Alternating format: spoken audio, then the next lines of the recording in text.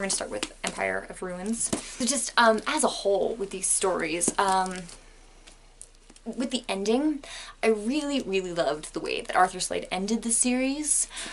I was not expecting it to end that way. I was expecting certain things to happen that did not happen, and I mean, I'm okay with that.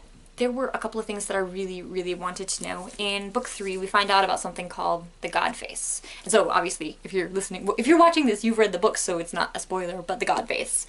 And I really wanted to know what that had to do with Modo. I expected there to be something deeper there, because they find the statue of, well, they find the God Face, and it basically, Modo says that it is another person like him who can shapeshift, who is really ugly, but who can kind of shapeshift, and he's like, oh my gosh, I'm not the only one, there was someone else like me, this is huge. And Mr. Socrates basically tells him, you're being self-centered, don't be ridiculous, this is totally not related to you, don't be conceited.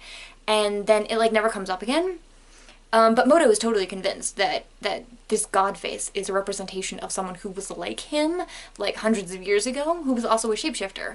And I thought this was going to be a thing. I thought this was going to tie up at the end of the series, like in the 4th book, and I thought we were going to find out more about Modo and kind of what made him the way he is. And we didn't. It's not huge to the series. I mean, it's not like completely necessary to be answered, because Modo does come to terms with what he is and who he is. And so he doesn't need that answer to be like complete. But just me, I would have liked to know more about the God Face and whether or not there was somebody before him who was a shapeshifter and who was like him. I wanted to know that, and I didn't get to find that out. So I was a little bummed, but I mean, maybe Arthur Slade will answer that question someday.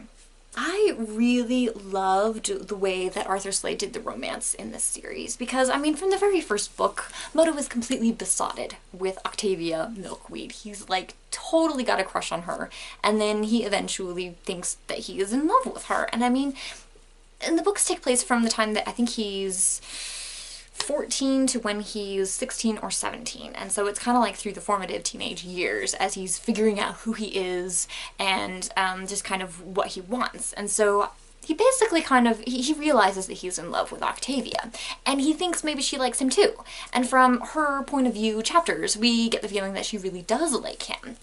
And it's handled very realistically, especially with the romance subplot. It did not end the way that I expected it to end, because they didn't really confront it. They wind up going off together. They wind up leaving Mr. Socrates and his agency, and they go off together on adventures.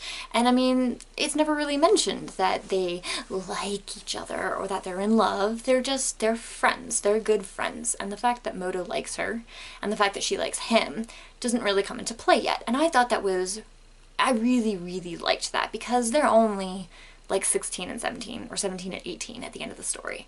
And I really liked how realistic that was, because I think that's too young to know. I mean, if you're like in love. And so I really I don't know, I really liked that that was the way that he left it, that they are friends, that they go off together, that there's the potential of them falling in love, and that there's just the potential, and he didn't ruin it by, I don't know, pushing it too hard, I guess. And I really liked that. And like I said, I haven't read the graphic novel, and I believe it takes place after the fact, so I might get to see what happens with that. But I really liked the way that romantic subplot ended. I loved seeing more of Mr. Socrates, especially in these 2 books. But not only just the reader seeing more of Mr. Socrates, because we did get to see quite a bit of him in the first 2 books, but that Modo gets to see more of Mr. Socrates, because this is his father figure. He always thinks of him as his father. He knows that Mr. Socrates is not his father, and he knows that Mr. Socrates did not consider him his father, but he thinks of Mr. Socrates as his father, and he wishes that Mr. Socrates was his father. And so I really liked seeing Modo getting to know Mr. Socrates a little better. Having said that, it starts in this book, is that they are, I mean, they work together and they are very like-minded about things, except when something happens in this book and they clash. They clash over something, and Modo basically disobeys one of Mr. Socrates' orders, and Mr. Socrates does not forgive him for that. He does not forgive him for that. And he is very terse with him for, well, pretty much for the next 2 books. They fight. They fought. I mean, and they don't like fight constantly or anything, so it's not annoying, but they clashed. And it's never truly resolved. In the end of this book, oh, my battery is running low. I have to make this quick. Okay. So in the end of this book, Moto decides to leave. He decides that because Mr. Socrates and his agency is the only thing that he has ever known in his entire life, and he wants to go out and explore the world. So he quits the agency, and Mr. Socrates tells him, you can't do that. You are my agent. I have spent years training you. I have spent tons of money training you and preparing you for this life. You can't just leave me. And Moto does. He says, this is my life. I'm going to do what I want to do, and I will come back someday. I will probably come back someday, and I may become your agent again, but not now. I need to go and find myself. I need to figure out who I am. I need to become my own person, and I loved that. I love that Moto did that. Mr. Socrates' reaction is really what I was disappointed in, because, I mean, it's totally realistic for his character, because that is where his mind is. He tries not to be emotional. He tries not to get attached to people, but he is attached to Moto. He does occasionally consider him as the son that he never had, or the son that he lost. And it shocks him when he says this, because he doesn't want to think that way, but he realizes that he does think that way. So he basically, he loves Moto. He kind of treats him like his own son, even though he doesn't really treat him like his own son. He thinks of him as his own son, and he loves him. But he never says that to Moto. I mean, they never have this conversation. The fight that they have in this book is basically never resolved in this book. I mean, Moto finds who he is. He decides what to do with his life, and I love that happened. But there's no reconciliation. That's the word I'm looking for. There's no reconciliation between him and Mr. Socrates, other than Moto saying, someday I will come back. I will come back. But not now. I can't do this now. And Mr. Socrates just does not forgive him for that. And everybody else is understanding. And I get that. And they'll probably talk to Mr. Socrates, and eventually he might come over. Or he might just decide to shun Moto for the rest of his life. And I don't know. It hurt. It hurt so much, because I was just waiting for that moment when maybe they wouldn't even have a conversation, but they would just kind of silently acknowledge to each other that, yes, okay, I shouldn't, but I do sometimes consider you the son that I never had. And yes, I shouldn't, but I do think of you as my father, because you're the person who raised me. You are my father figure.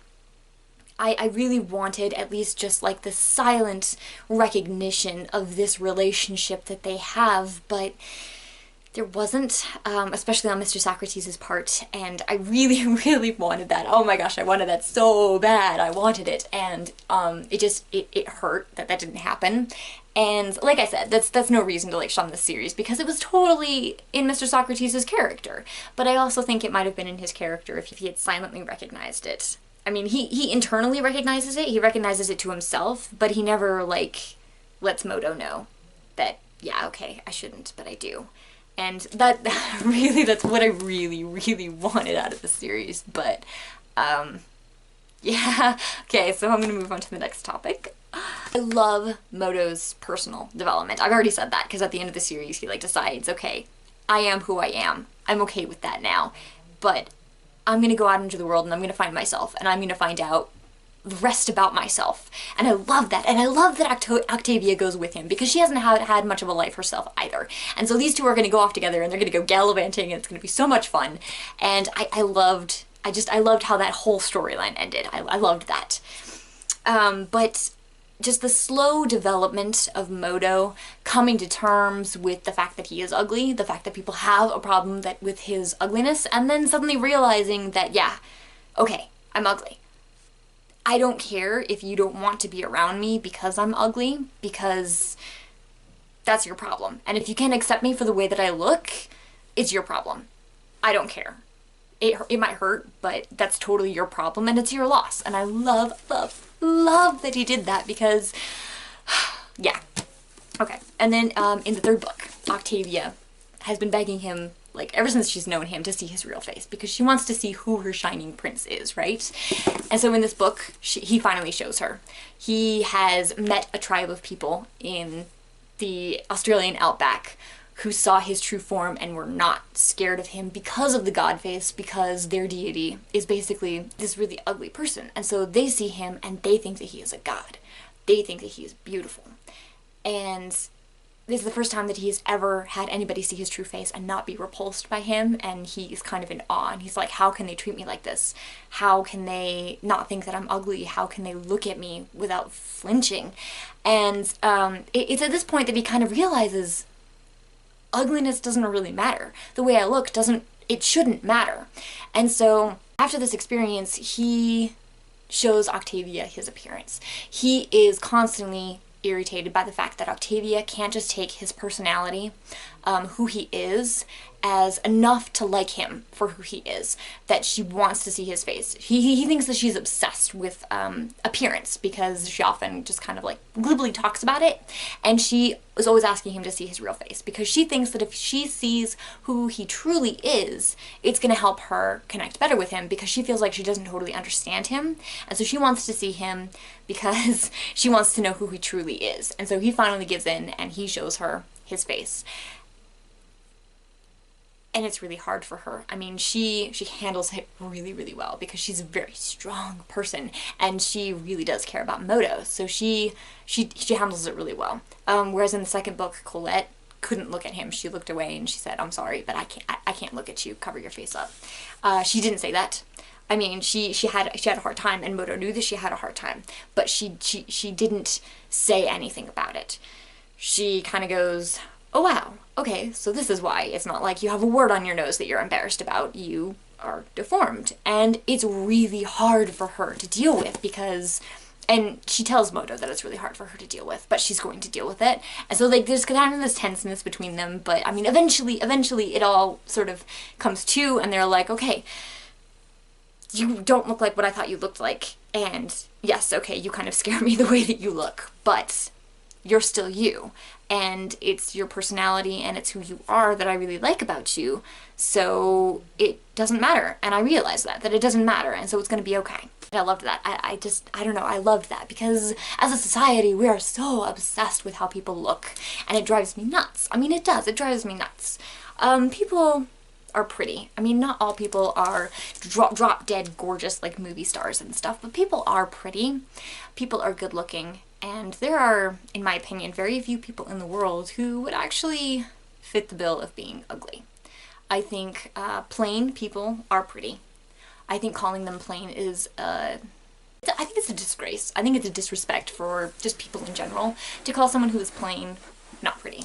I think of myself as kind of a plain Jane, and I decided that that's not cool. Yeah, okay, so in television and on movies you always see girls who are pretty, or who are wearing makeup in such a way to make them beautiful, not just pretty.